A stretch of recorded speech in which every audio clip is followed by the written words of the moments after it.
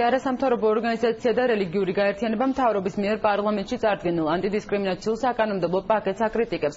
მათ არსებულ ვერსიასთან დაკავშირებით შენიშვნები აქვთ და დისკრიმინაციის წინააღმდეგ ბრძოლის ეფექტური მექანიზმების გათვალისწინებას მოითხოვენ. ორგანიზაციები განსაკუთრებულ უკმაყოფილებას კანონიდან დისკრიმინაციის ჩამდენი ფიზიკური და საჯარო დაწესებულებების მიმართ ჯარიმის გამოყენების მექანიზმის ამოღების ფაქტთან დაკავშირებით გამოხატავენ. თემასთან დაკავშირებით პრესკონფერენცია დღეს ღია საზოგადოებას საქართველოს ოფისში გაიმართა.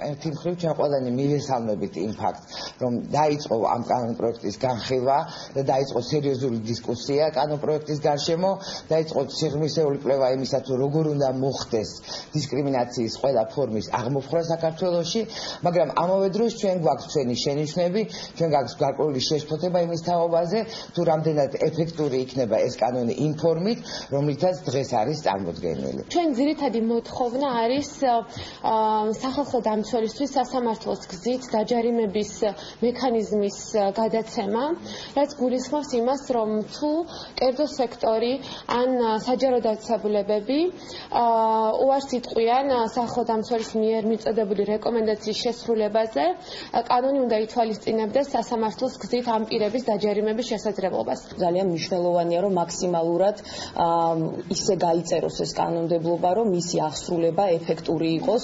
სხვა დანარჩენ შემთხვევაში ნამდვილად კანონის არსებობას აზრი არ აქვს.